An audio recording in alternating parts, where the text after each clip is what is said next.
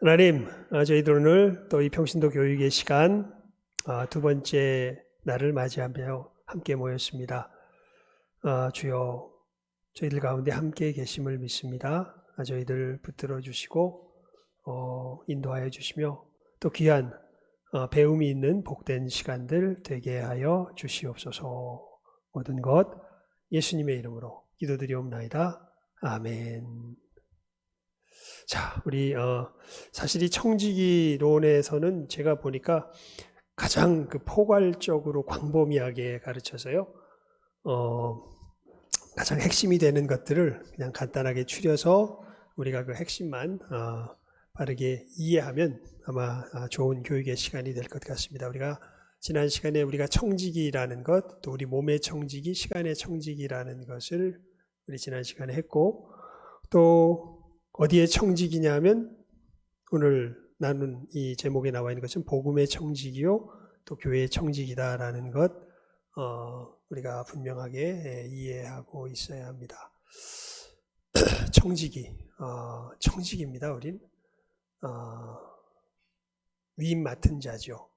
우리의 소유는 아닙니다. 하지만 마치 우리의 소유처럼 사용하도록 위임을 맡았기 때문에 우리는 이것에 대하여서 사실은 결산할 때가 오게 될 겁니다. 그리고 그때를 지나서 우리는 이제 완전한 함께 하나님과 함께하는 자로서 그 삶을 살게 되든지 아니면 사실은 그 삶에서 멀어진 자가 되든지 그것이 결정이 되겠지요. 여러분이 그런 의미에서 오늘 복음이 무엇인지 아는 게 참 굉장히 중요합니다. 복음이란 무엇인가? 복음에 대해서 일단 이야기하기 전에 복음이 얼마나 중요할까요?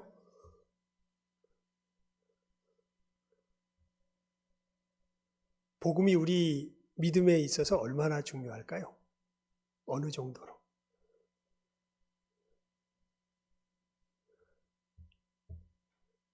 막 물어봐야지. 그냥 생각하는 걸 얘기하시면 돼요. 우리 이복순 집사님 얼마나 중요할까요? 복음이. 전부. all or nothing이네. 전부. 이거 아니면 뭐 아무것도 없는 것. 사실 그렇습니다. 복음은 우리를 구원하시는 하나님의 능력이 됩니다. 우리는 복음으로 말미암아 이 새로운 피조물이 되죠, 사실은. 그럼 이제 중요한 게 여기 질문이 생기죠. 복음이 도대체 뭡니까? 뭐를 복음이라 그러죠? 뭐를 복음이라 그럽니까? 그렇죠. 예수님의 대속의 역사에 대한 선포, 좀 더 정확하게 말하면 그 예수님의 대속의 역사에 대한 선포가 이제 복음인데요. 기쁜 소식. 그러니까 유앙겔리온 이 옛날 헬라 말에서 유앙겔리온이라는 말은 사실은 그 시대의 어떤 그 삶을 바꿀 만한 어마어마한 사건에 대한 소식을 전해줄 때 그 소식 자체를 유앙겔리온이라고 사실은 그렇게 얘기했습니다. 예를 들면 무슨 가이사 누가 태어났다 이런 식의 자기들의 삶을 바꿀 만한 어마어마한 일들이 이제 벌어졌을 때 그것을 이제 알려주면 그게 유앙겔리온이 좋은 소식. 유가 좋다. 앙겔리온이 소식이라는 뜻에서 유앙겔리온 좋은 소식이라는 뜻인데 그런 어마어마한 사건이 일어났을 때 이제 붙이는 것이 이제 이 유앙겔리온이라는 말인데 이것을 예수님께서 십자가에서 죽으시고 부활하신 그 사건 속에 이루어진 일을 선포할 때 이것을 뭐라 그러냐면 이것을 유앙겔리온이라 그럽니다. 도대체 무슨 일이 벌어진 건가? 거기에 대해서 복음 자체로 성경에서 복음 자체에 대해서 그냥 아예 정의를 내리면서 설명하는 것은 두 군데에서 나옵니다. 한 군데가 어디냐 하면 우리 마가복음 1장을 한번 펴볼까요? 마가복음 1장입니다. 마가복음 1장. 마가복음 1장.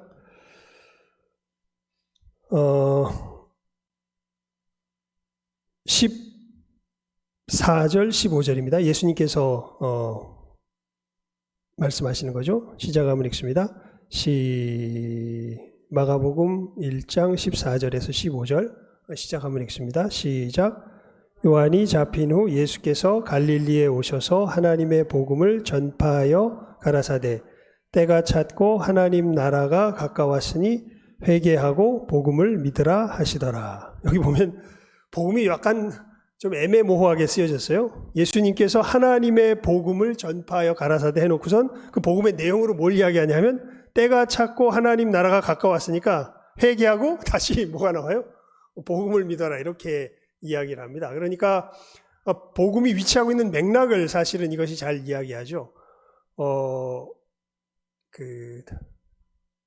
이스라엘 사람들이 부활을 믿었잖아요. 특히 사두개인들은 안 믿었는데 바리새인들은 그리고 대다수의 사람들은 부활을 믿었습니다.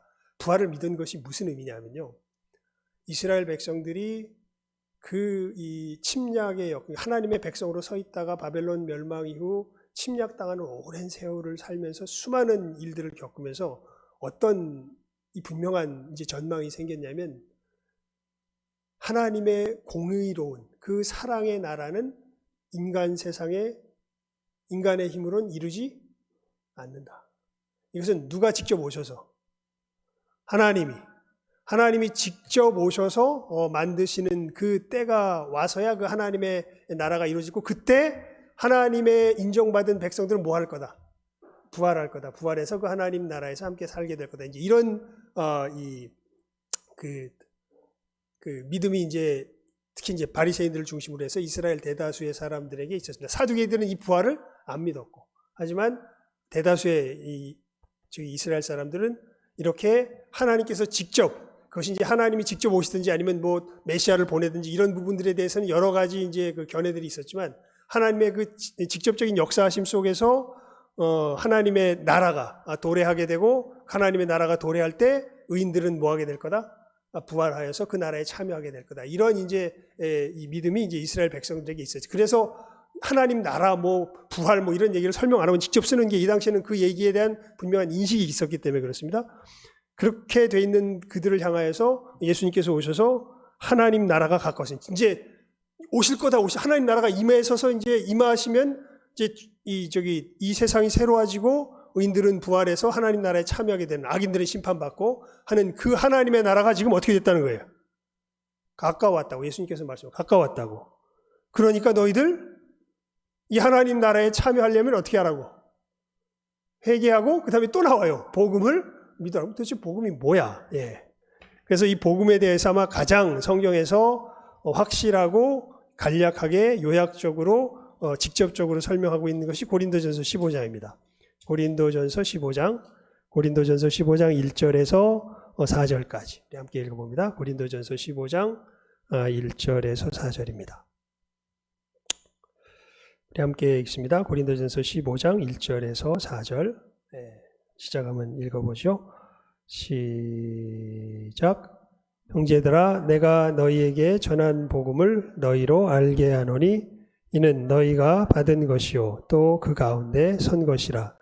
너희가 만일 나의 전한 그 말을 굳게 지키고 헛되이 믿지 아니하였으면 이로 말미암아 구원을 얻으리라. 내가 받은 것을 먼저 너희에게 전하였노니 이는 성경대로 그리스도께서 우리 죄를 위하여 죽으시고 장사 지낸 바 되었다가 성경대로 사흘 만에 다시 살아나사. 아멘. 사도 바울이 이야기하죠. 1절 2절에서 보면 내가 너희에게 전한 복음을 너희로 알게 하노니 이거 받았다는 걸 굉장히 강조해요. 이는 너희가 뭐 한 것이요? 받은 것이요. 또 그 가운데 선 것이다. 너희가 만일 나의 전한 그 말을 굳게 지키고 헛되이 믿지 아니하였으면 이로 말미암아 뭘 얻는다? 구원을 얻는다. 그러니까 너희들 내가 전한 그대로 믿어야 뭘 얻어? 구원을 얻어. 왜냐하면 나의 전한 이 말도 사실은 나도 어떻게 한 거야? 3절에 보면 내가 뭐 했어요? 받은 것을 먼저 너희에게 전하였노니. 사도 바울은 누구에게 받았을까요? 네? 여러분 사도 바울은 누구에게 받았을까요? 네? 교회? 아닙니다. 우리 다메섹 도상에서 누구를 만나요? 사도 바울이 예수님을 만나죠. 네. 그래서 누구에게 직접 받아요? 예수님께 직접 받아요. 네. 그러니까 여러분이 교회의 이제 교회됨의 속성 중에 괜찮아요. 들어오시려면 들어오셔요. 안에 들어가세요. 그러면 괜찮아요. 안에 들어가시면 돼요. 예. 자, 사도성이라는 게 있습니다. 사도성. 사도성의 핵심이 뭐냐면요. 사도들에게서부터 비롯됐다는 게 아니라 누구에게로부터 직접 받았다. 예수님께로부터 직접 받았다는 게 사도성이라는 속성의 가장 핵심되는 내용이에요. 그러니까 지금 이 사도 바울도 이야기하는 건 내가 전하는 이 내용, 복음의 이 내용은 내가 누구에게 받았다? 예수님께 받았다. 그래서 그 내용이 뭐예요? 3절 하반절에서 4절에 나오죠. 이는 성경대로 그리스도께서 우리 죄를 위하여 죽으시고 장사 지낸 바 되었다가 성경대로 사흘 만에 다시 살아나사. 이게 뭐라는 거예요? 이게 복음이에요. 이 복음. 우리 누가복음 24장을 한번 펴볼까요? 누가복음 24장입니다. 누가복음 24장. 누가복음 24장.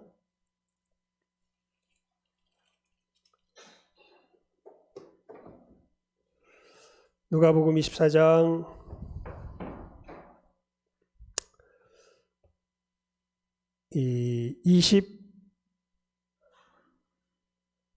25절, 26절, 27절 우리 함께 읽어봅니다. 시작. 가라사대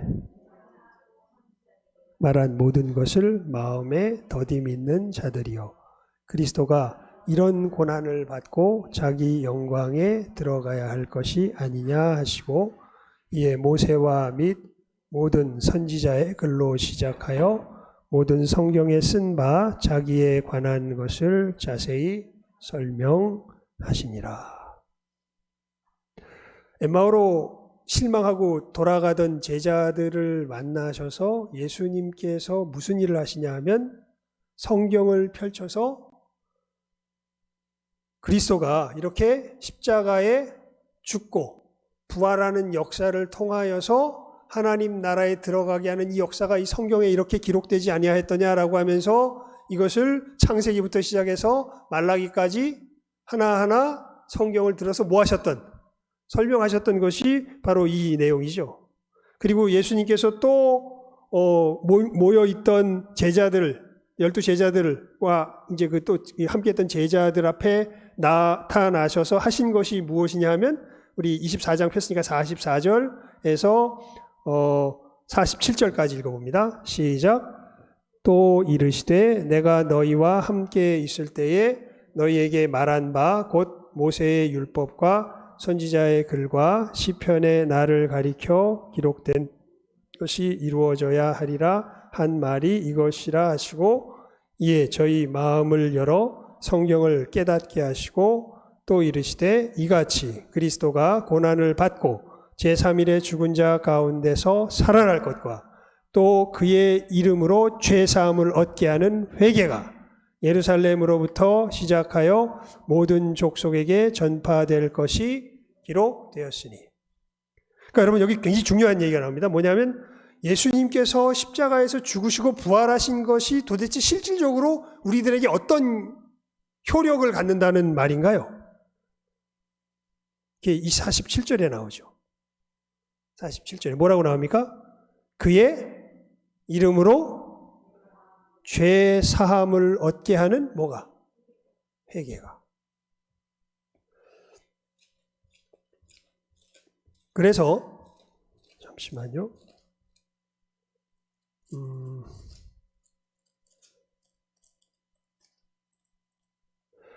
사도행전 20장을 펴보십시오. 사도행전 20장입니다. 예.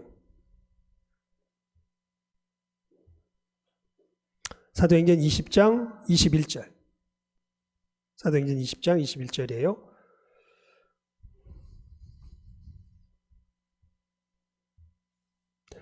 (20절과 21절을) 봅시다. 20절과 21절 시작하면 읽습니다. 사도행전 20장 20절과 21절 시작.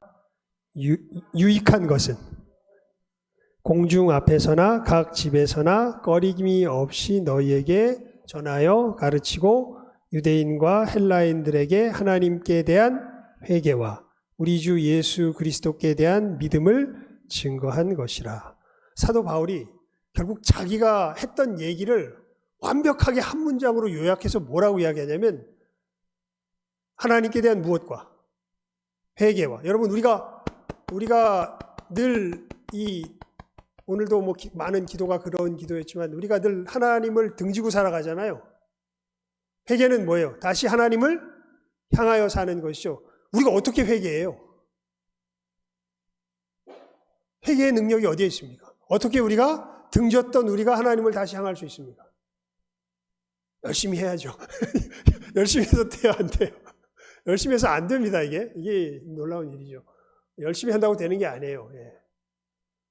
예수 그리스도께 대한 무엇이 있어야 회개가 돼요? 믿음이 있어야 회개가 돼요. 그러니까 예수님이 우리의 능력이 되셔서 우리로 회개케 하세요. 그래서 우리 신앙의 전부를 사도 바울이 뭐라고 설명하냐면 하나님께 대한 무엇과 회개와 우리 주 예수 그리스도께 대한 뭐다?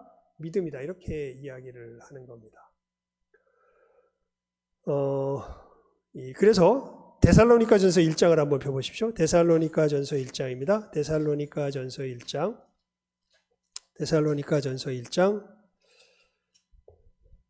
9절 10절. 데살로니가전서 1장 9절 10절 말씀이에요. 시작하면 읽습니다. 시작. 저희가 우리에 대하여 스스로 고하기를 우리가 어떻게 너희 가운데 들어간 것과 너희가 어떻게 우상을 버리고 하나님께로 돌아와서 사시고 참되신 하나님을 섬기며 또 죽은 자들 가운데서 다시 살리신 그의 아들이 하늘로부터 강림하심을 기다린다고 말하니 이는 장래 노하심에서 우리를 건지시는 예수시니라. 아멘. 자, 여기 말씀해 보면 사도 바울이 여기서 아주 구체적으로 설명을 해요. 너희들이 어떻게 뭘 버리고 우상을 버리고 누구에게로 돌아와요? 사시고 참되신 하나님께로 돌아와서 하나님을 섬기게 되었는가? 어떻게 해요? 예수 그리스도께 대한 무엇으로 말미암아? 믿음으로 말미암아. 그래서 여러분 복음이 다른 게 아니라 예수님께서 우리 죄를 위하여 십자가에 죽으시고 부활하셨다는 이 내용이 복음인데 예수님께서 십자가에서 죽으시고 부활하심으로 이룬 역사가 뭐예요? 우리로 간단하게 말하면 하나님을 향해서 뭐하게 만드는, 회개하게 만드는 그 역사를 어디서 이루셨다는 거예요? 십자가에서 이루셨다는 거예요. 우리가 어떻게 하나님께로 돌아갈 수 있습니까? 예수님의 그 도움을 얻음으로 돌아갑니다. 애써서 힘써서 노력해서 돌아갈 수 있는 게 아니라 우리가 예수 그리스도께서 십자가에서 이루신 그 역사의 도움을 모함으로 힘 입음으로 돌아갑니다. 다른 길이 없습니다. 오직 이 길 한 길뿐입니다. 이게 뭐예요? 복음이에요. 두 번째 복음과 삶이라고 제목을 붙였죠. 이것은 아주 전체적인 얘기를 하는 겁니다. 여러분, 구원은 믿음으로 받는데 삶은 누구 힘으로 살아야 될까요?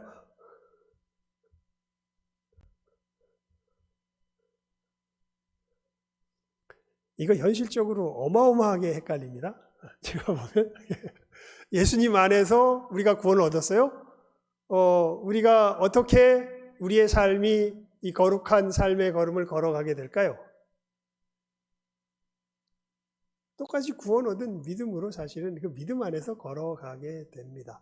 물론 이 믿음으로 걸어가게 된다는 거죠. 여러분, 이 믿음의 반대는 게으름이 아니에요. 믿음의 반대는 공로입니다. 우리가 이 하나님 앞에 설 수 있게 된 것은 우리가 뭔가를 해서 쓴 게 결코 아닙니다. 근데 이게 이제 신앙생활하면서 굉장히 헷갈리는 부분이 이 부분이에요. 예수님의 은혜로 우리 구원받았으니까 이제 우리가 어떻게 해가지고 하나님 앞에 쓰려고 그래? 무엇을 근거로 하나님 앞에 쓰려고 그래? 애써야 된다는 것을 금하는 건 아니에요. 하지만 이 애씀에 있어서 우리가 굉장히 주의해야 될 게 있어요. 그 애씀 속에서 무엇이 근거가 돼서 내가 하나님 앞에 쓰려고 그래? 아주 자연스럽게 우리의 애씀이 근거가 돼서 하나님 앞에 쓰려고 그래요. 애씀이 없으면 그래서 하나님 앞에 미안해, 이제 설 수 있다고 생각해? 쓸 수 없다고 생각해요? 쓸 수 없다고 생각해요. 그래서 어떻게 해야 쓸 수 있다고 생각해? 애써야 쓸 수 있다고 생각해. 그렇게 되는 순간 우리의 하나님 앞에 서는 근거는 누가 아니라 누가 돼버린 겁니까? 예수님이 아니라 내가 돼버린 거죠. 예. 여러분 애쓰는 건 필요합니다. 애써봐야 진짜 애써봐야 예수님을 힘입을 수 있어요. 이게 이제 조나단 에드워즈가 한 말이에요. 예. 근데 제가 요즘 정말 진짜 솔직히 두려운 게, 교회에 엉뚱한 메시지가 막 퍼져가요. 어떤 뉴 퍼스펙티브라는 이름 하에 바울에 대한 새로운 이해라는 명칭으로 지금 젊은 목사님들이나 신학자들은 여기에 상당히 많이 물들어 있습니다. 무슨 얘기냐면 핵심은 이거예요. 우리가 하나님의 백성 되는 건 선물로 되는데 하나님의 백성으로의 신분을 유지하는 건 뭘로 해야 된다? 내 애씀으로 된다. 이런 식의 가르침이 이 언약적 신율주의라고 하는 이 뉴 퍼스펙티브라고 하는 이 가르침의 핵심이 됩니다. 이건 절대 아닙니다. 여러분, 우리가 하나님 앞에 서서 하나님의 백성이 되는 것도 누구의 공로로 되는 거예요?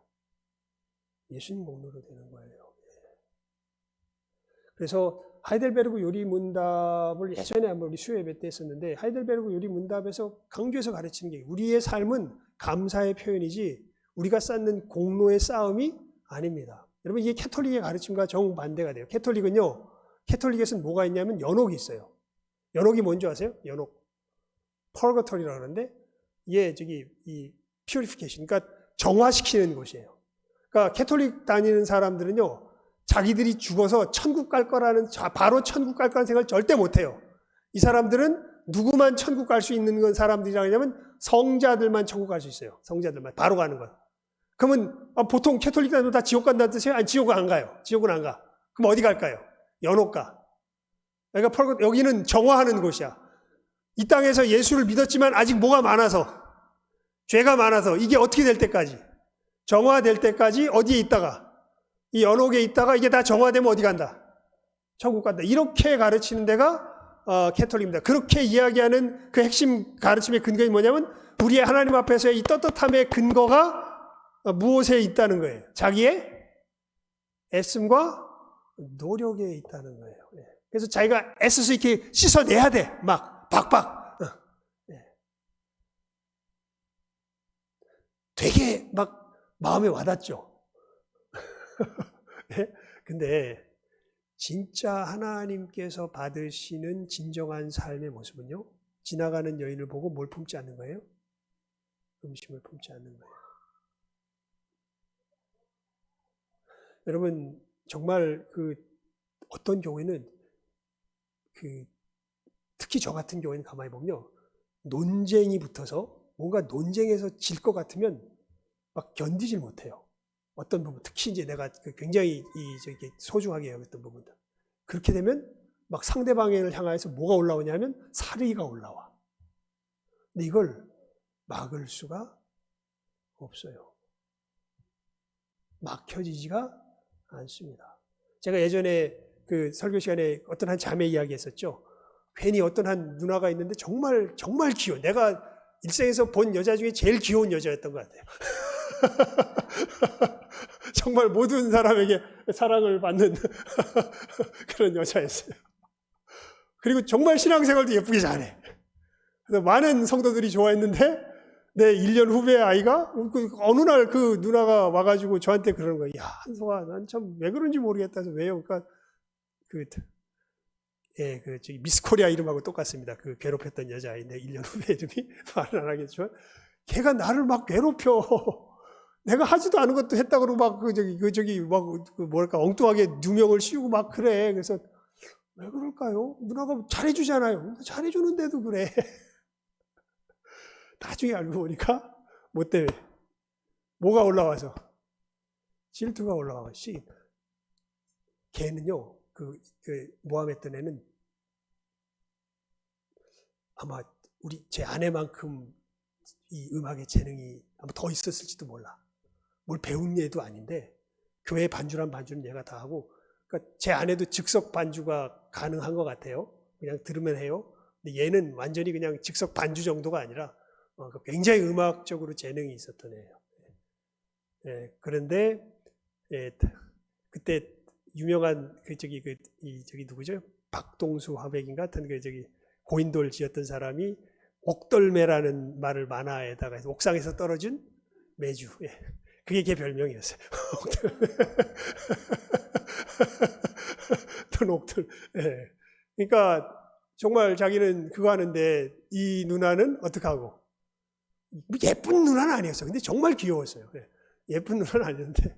근데 이 누나는 사람들이 좋아하고 자기는 그렇게 반주도 잘하고 열심히 하고 교회에서 막 사람들이 뭐 싫어한 건 아닌데 그래도 표가 확 나니까 마음에서 올라오는 뭘 견딜 수가 없는 거예요. 질투심을 견딜 수가 없는 거예요. 그래서 그냥 막 모함하고 그랬던 거예요. 여러분 이게 애쓴다고 망아집니까?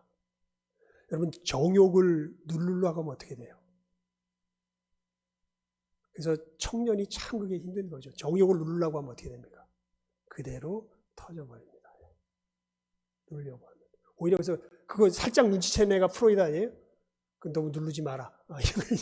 이게 프로이드잖아, 사실은. 여러분, 우리가 진짜 선을 행하려고 하면 우리들은 선이 있어요, 없어요? 없어요. 정말 우리가 하나님 앞에 고백할 수밖에 없습니다. 근데 예수께서 십자가에서 죽으시고 부활하셔서 그 예수님을 영접했을 때 그때부터 우리에겐 뭐가 생기냐면 선을 행할 힘이 생겨요. 예수님께서 주세요. 그것을 경험하며 살아가는 게 신앙 생활입니다. 그래서 신앙이 깊어지고 그래서 사도 바울이 그런 고백을 하잖아요. 제일 처음에는 순서대로 보면 나는 사도 중에 제일 작은 자다를 처음에 얘기해요. 조금 지나고 나면 나는 성도 중에 제일 지극히 적은 자다 얘기하고 마지막에 죽을 때 대해서 뭐라 그러냐면 나는 죄인 중에 괴수다 이러고 죽어요. 그 얘기는 뭐냐면 오히려 더 거룩해졌겠죠. 그런데 뭘 알게 되는 거예요. 그래서 그런 고백을 나는 날마다 죽노라 이런 얘기를 하거든요. 내가 내 마음이 거리낄 것이 없다고 주 앞에서 온전타고 내가 자랑치는 못한다라는 이야기를 하거든요. 그러니까 하나님 앞에 가면 갈수록 우리는 우리들의 우리가 애를 안 쓴다는 것이 아니라 이것이 누구의 힘으로 갖추어질 수 없다라는 것, 내 힘으로 갖추어질 수 없다라는 것을 진실하게 알게 돼요. 그래서 누구를 힘입을 수밖에 없어요. 예수님을 힘입을 수밖에 없어요. 그래서 죄인들을 이해하게 돼요. 교회에서 용서가 가능한 게 왜 그러냐면 누구를 이해해서 그러냐면 진짜로 그래요. 그러니까 예수님을 제대로 알게 되면 누구를 이해해요? 우리 옥돌매 자매를 이해할 수 있게 되는 거예요. 저런 이게 아니라 그래 우리가 그렇지. 우리들 속에서 그렇게 저게 어떻게 저럴 수가 있어? 라고 하는 것들이 아니야. 우린 저럴 수 있어. 뭐가 임해야 돼? 하나님의 은혜가 임해야 돼. 이게 이제 복음으로 말미암는 삶이 되는 거죠. 그래서 예수님의 구원의 역사 속에서 우리가 천국에 들어가게 되고 예수님의 구원의 역사를 받은 사람만이 어디서 사는 거예요? 천국에서 살 수 있는 겁니다. 그래서 이렇게 예수님의 구원의 은혜를 입은 사람들의 모임을 뭐라 그러냐면 그걸 교회라 그러죠. 교회. 교회의 정의는 다른 것 아닙니다. 교회는 건물도 아니고 교회는 다른 어떤 것이 아니라 이렇게 예수님을 믿어서 예수님의 몸이 된 사람들의 모임이 뭐예요? 그게 교회예요. 교회.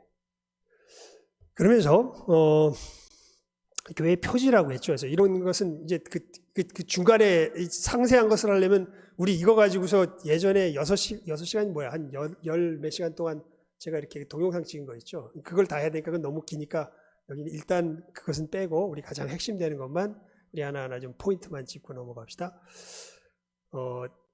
뭐 이제 현실적으로 말하면 이런 거예요. 여러분, 간판 달았다고 다 교회가 아닙니다. 교회는 간판 달았다고 다 교회가 아니에요. 교회는 사람들이 막 드글드글 막 모여들고 사람들이 칭송한다고 또 교회도 아니에요. 교회의 교회됨을 드러내는 것이 세 가지 있습니다. 그것을 교회에 뭐라고 그러냐면 표지라고 불러요. 교회의 표지. 그러니까 저 사람들은 정말 예수님을 믿는 사람들이야. 예수님께서 주인이 되신 예수님의 공동체가 맞아 라고 하는 그 표지를 드러내는 것에 그 세 가지 중요한 것이 무엇이냐 하면 첫 번째가 복음의 온전한 선포예요. 하나님의 말씀을, 이 복음을 바르게 선포하는 곳이라면 거기는 뭐가 맞아요? 교회가 맞아요. 그리고 이 복음에 합당한 온전한 성례의 집행입니다. 이게 왜 이 얘기가 중요해지냐면요. 종교개혁 때문에 오늘 종교개혁주의라 잘 됐네. 여러분, 캐톨릭에서는 성례가 몇 가지가 있냐면 7가지가 있어요. 근데 우리는 몇 가지 있어요? 2가지밖에 없어요. 세례와 성찬.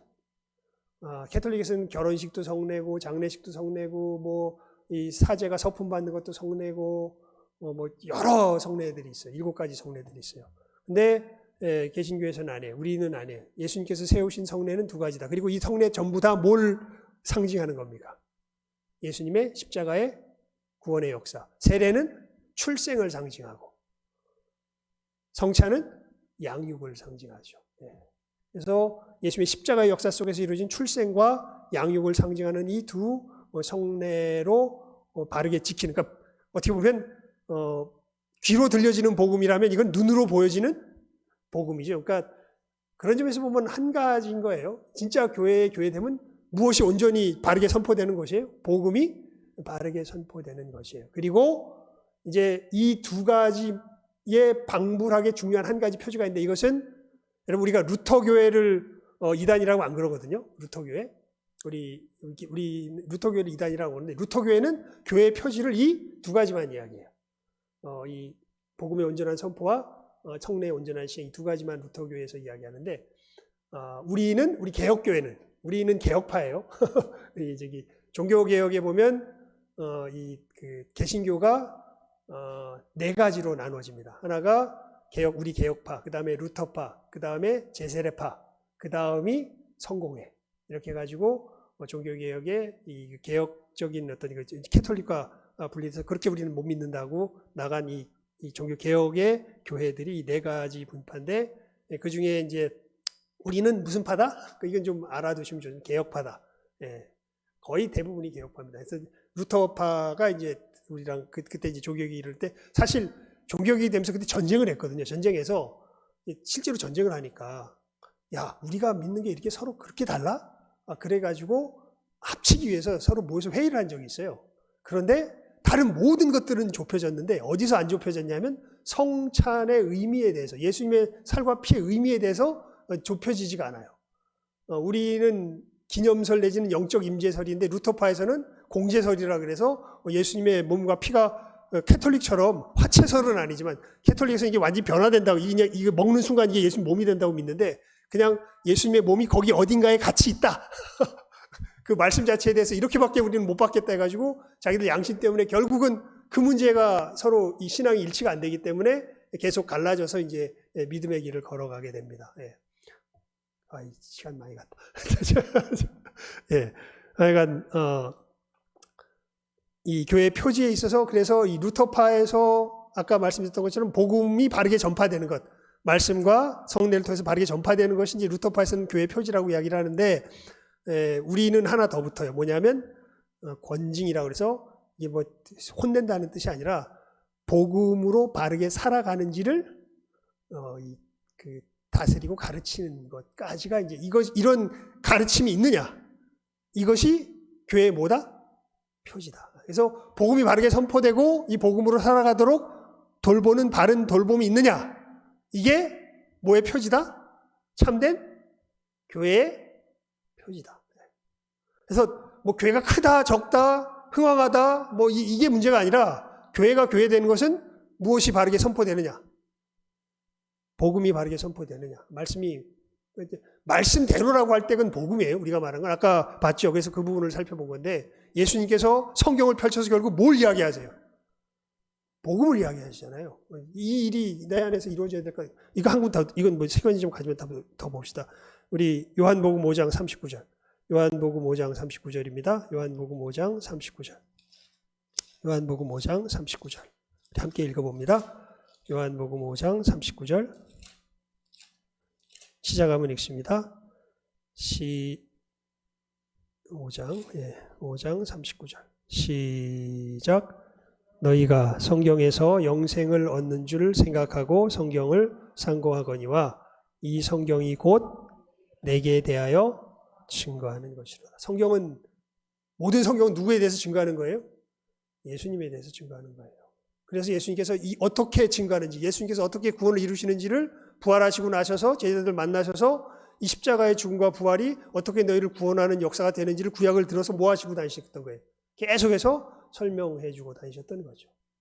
그리고 그것을 누가 받아서, 사도들이 받아서 누구에게 전하기 시작한 거예요? 다른 사람들에게 전하기 시작했고, 그것을 받은 사람들이 뭐가 된 거예요? 교회가 된 거예요. 우리 교회는 이것을 받으면서 어떻게 되기 시작해요? 사람이 바뀌어요. 변화돼요. 뭐 하는 사람으로? 하나님을 대하여서 회개한 사람으로 변화돼요. 그리고 예수님을 믿어서 이 회개하는 삶을 살아가는 삶을 서로 지도하고 나누면서 살아가는 거기가 뭐예요? 교회예요. 그래서 교회의 정의, 표지까지 했죠. 표지는 그래서 우리 개혁교회에서는 이야기합니다. 말씀의 복음의 온전한 선포와 성례의 바른 시행과 권징의 바른 실시, 이 세 가지를 이야기를 하고, 교회의 사명은 뭐 우리가 잘 알죠. 그래서 우리 강단 옆에도 붙어 있지만 뭐가 교회의 사명입니까? 네 글자. 제자 삼는 게 교회의 사명이죠. 사실은 이 예수님의 구원의 역사로 하나님의 백성을 창조하고 하나님의 백성을 키워내는 것, 이것이 이제 우리 교회의 사명이 되는 것이죠. 자, 여러분, 이 교회의 사명을 감당케 하기 위해서 예수님께서 교회에 뭘 주시냐면 권세를 주십니다. 권세.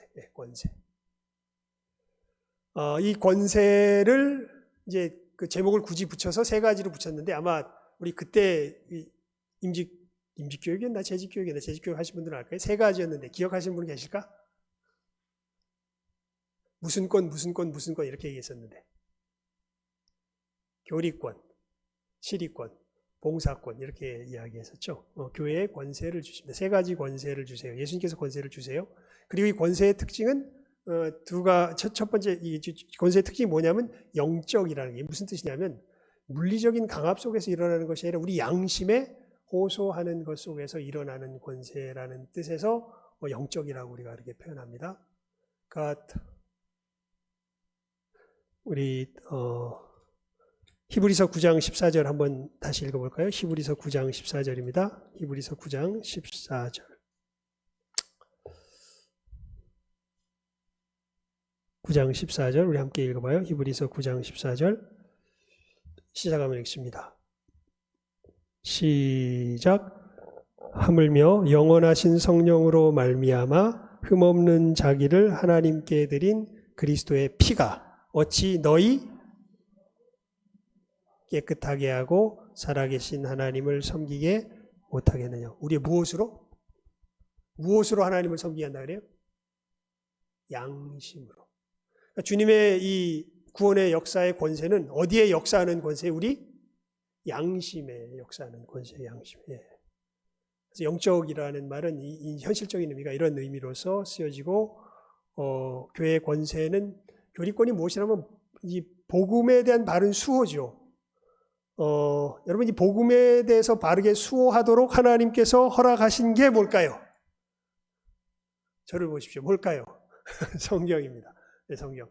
사실 초창기 예수님께서 부활 승천하신 다음에 한 30년 이때는 뭐가 별 그렇게 큰 역할을 하지 않았어요.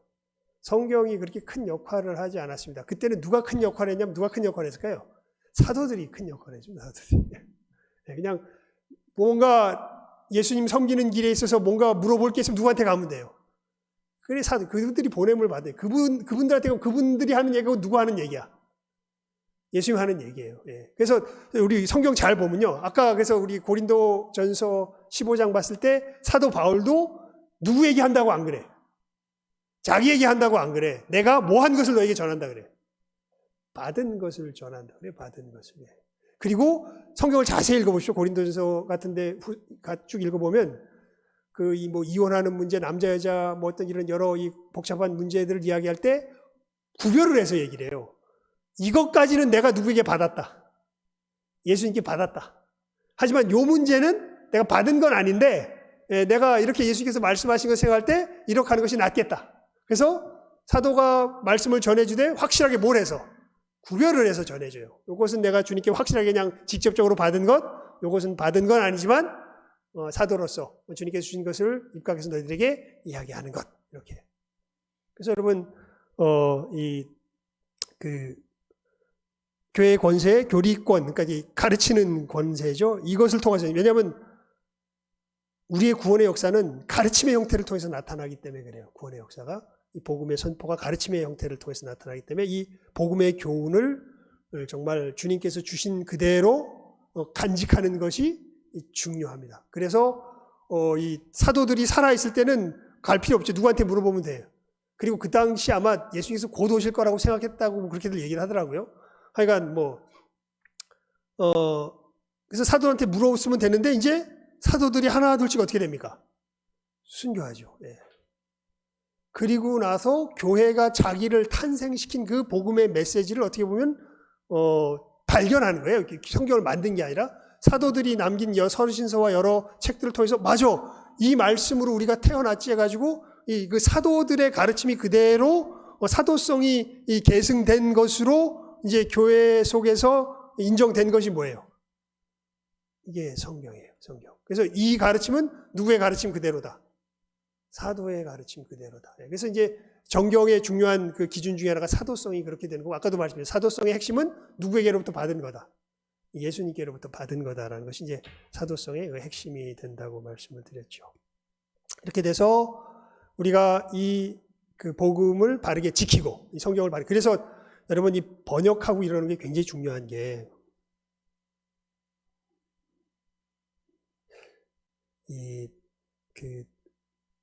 원래 성경은 말씀하시면 30분이니까 15분 더 하면 6자까지는 할 수 있겠다. 예. 원래 성경은 히브리어와 일부 아람어와 그 다음에 히브리어와 헬라어로 되어 있죠. 그런데 우리는 그런 거 모르잖아. 하나님 말씀을 알려면 이 성경이 어느 말로 번역돼야 돼요? 우리 말로 번역돼야 되죠. 그래서 정말 교회의 중요한 사역 중에 하나가 뭐냐면 성경을 옳게 번역하는 게 굉장히 중요합니다.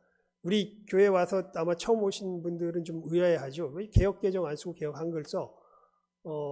사실은 개역 개정이 옳게 좋은 방향으로 이렇게 번역이 됐다기보다는 오히려 좀 퇴보했어요. 이 번역한 것을 이렇게 비교를 해보면 말은 약간 현대말로 약간 고친 게 있는데 그 정확성에서 보면 개역 개정보다 개역 한글이 오히려 더 정확합니다.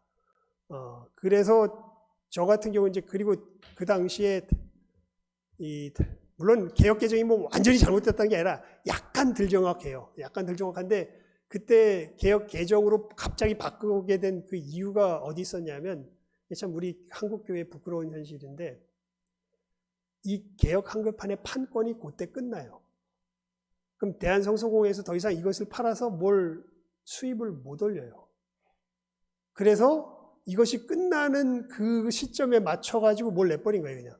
개역 개정을 내버린 거예요. 그래서 개역 개정 성경을 번역했던 수많은 성경학자들이 차라리 우리 사비를 들여서라도 조금 더 시간을 다오 미비한 것을 보완해서 해야 되겠다라고 하는데도 그냥 밀어붙였던 거예요. 그래서 비교해보면 뭐가 더 정확하다고요? 개역 한글이 더 정확해요. 예. 개역 개정보다. 그런 부분들이 많이 있습니다. 예를 들면 이런 것도 예까지 들면 시간이 너무 많이 가니까 일단 그래요. 나중에 예는 들어드리겠다.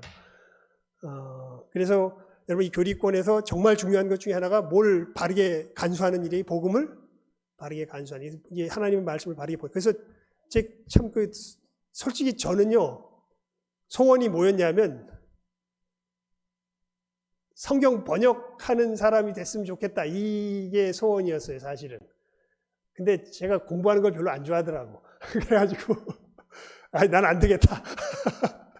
내 아들놈이라도 됐으면 좋겠다. 그래서 영기 이름을 영기라고 줬습니다. 근데 그러니까 쟤도 아닌 것 같아. 그래서 하여간 그 소망이 있습니다. 야, 우리 한국교회 하나님 말씀을 제대로 번역해서 정말 하나님의 말씀을 말씀답게 유지할 수 있는 사람이 있으면 참 좋겠다. 이제 이런 그 소망을 가지고 있는데, 이게 교리권 중에 굉장히 중요한 것 중에 하나입니다. 그렇게 하고 이 말씀이 이제 여러분, 이 말씀은 근데 이거 설명하려니까 좀 시간이 걸리네. 이게 어느 문화적인 상황을 배경으로 기록된 거냐면, 이 변하지 않는 진리가 2000년 전에 그 문화적 상황 같은 1500년인가요? 3500년. 3500년 기간 동안에 이게 적힌 거 아니에요? 창세기부터 시작해가지고 요한계시록까지의 성경이. 그러니까 수많은 그 당시의 문화적 배경 속에서 이 말씀이 적혀져 있기 때문에 이것이 우리 문화적 상황 속에서 제대로 이해가 되려면 이것을 우리 문화적 상황 속에서 누군가가 바르게 설명을 해줘야 될 필요가 있어요. 사실은 이 직임을 맡은 사람들이 누구냐면 누굴까요? 저입니다. 저 목사들이 이 직임을 맡은 사람들입니다. 예. 그래서 우리 성도들이 이 하나님의 말씀에 따라서 지금 살아가는 세상 속에서 어떻게 살아가야 할지를 이제 알려주는 것까지, 이 복음의 복음 자체를 순수하게 지켜내는 것뿐만 아니라 그것까지 감당하는 것이 교리권에 해당하는 거고, 치리권은 뭐냐면 그렇게 이제 우리 성도들이 이 복음에 합당한 삶을 살아가는지를 바르게 케어하는 그 권한을 이제 치리권이라고 말하는 거고, 봉사권이라는 건 뭐냐면 이 세상 속에서 이렇게 이제 주님의 은혜로 우리가 하나님 나라의 백성이 된 사람들이 이 세상을 하나님 나라의 역사로서 섬겨나가는 이제 이 권세를 말할 때 봉사권을 이야기하죠. 그래서 봉사권의 가장 구체적인 얘기가 성경에 가장 많이 나오는 게 구제죠, 구제. 구제하고 하는 이런 것들. 구제라는 어떤 가장 단순한 표현을 통해 가지고 사실 여러분, 저는 이제 우리 성도들이 그렇게 기도할 때 그 간절한 마음은 알겠는데 그 기도의 내용이 바를까 늘 생각하는 게 뭐냐면 이 세상에 평화가 임하게 해주세요. 이거는 제가 기도를 들을 때마다 이 세상은 평화가 없을 건데 진정한 평화는 언제 임할까요? 예수님 재림하시면 임하게 되고, 정말 이 평화 없는 곳에 평화롭게 살아가야 한다고 평화의 모습을 오늘 설교 말씀에서 우리가 함께 나누었던 것처럼 희생을 통하여서 평화가 없는 곳에 이 평화의 걸음을 고난을 통하여서 걸어가는 걸 통해서 증거하면서 하나님 나라가 있다는 걸 보여주는 것이 우리의 사명일 거고요.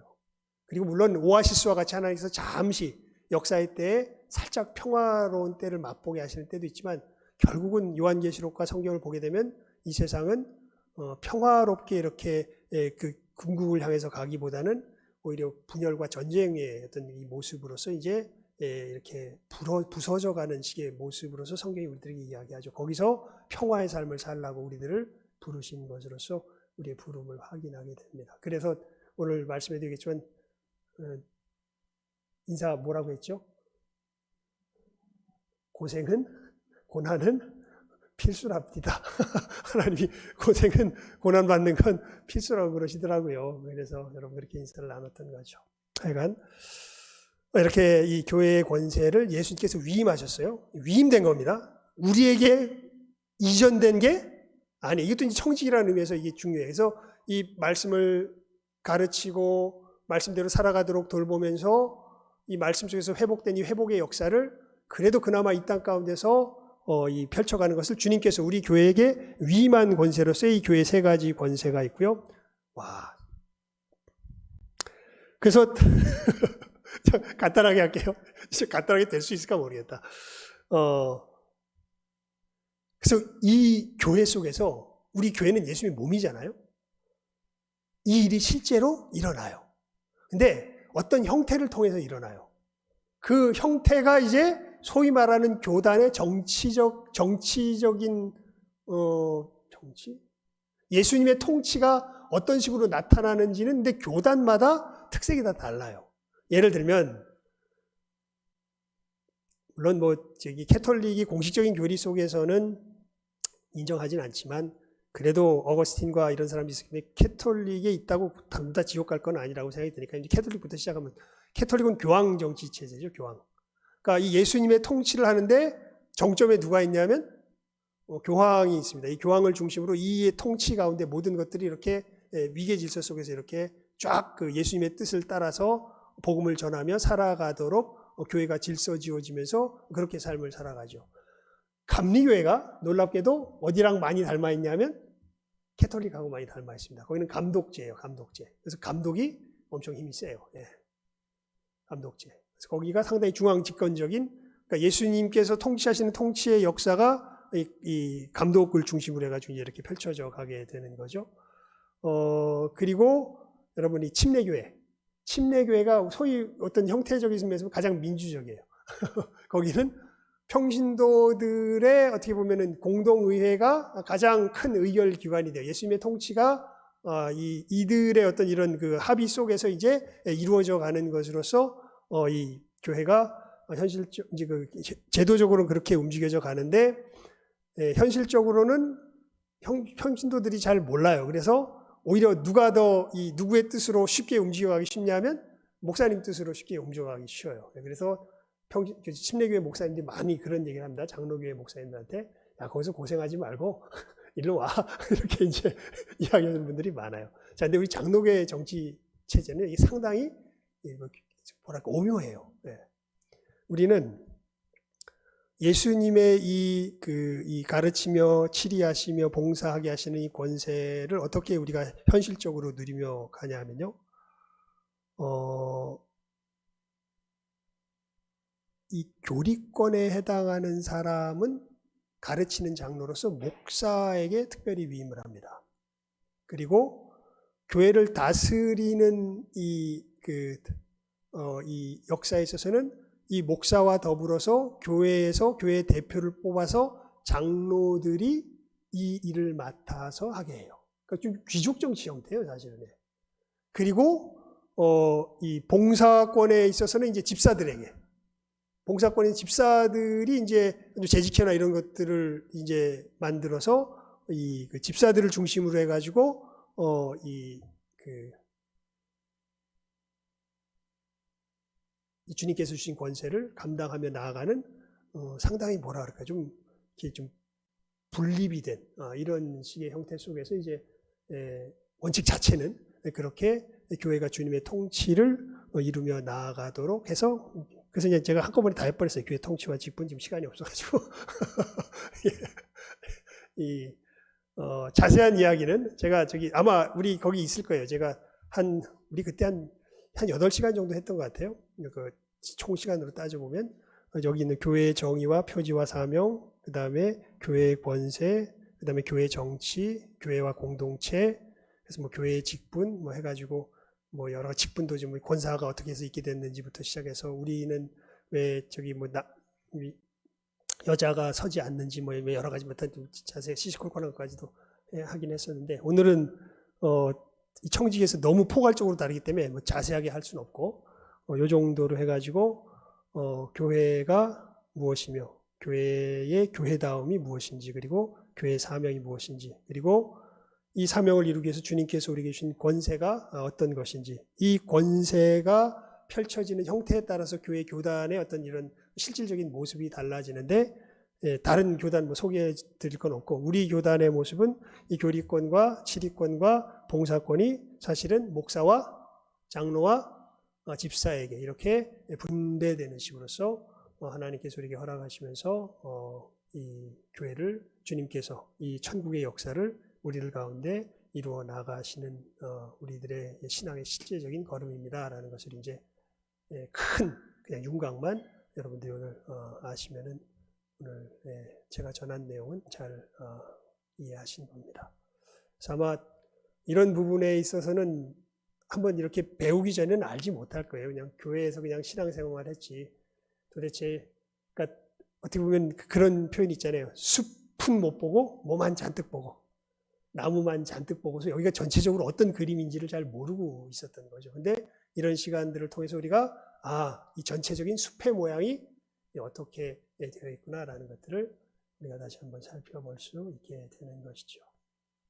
이렇게 주님의 이 십자가의 역사 속에서 죽으심과 부활의 역사 속에서 주의 몸된 교회를 세우시고 천국이 임하게 하시면서 주의 몸된 우리들을 통하여서 이 천국을 확장하는 역사를 주님께서 이렇게 이루어 가시고 이 복음과 교회의 청지기가 누구다?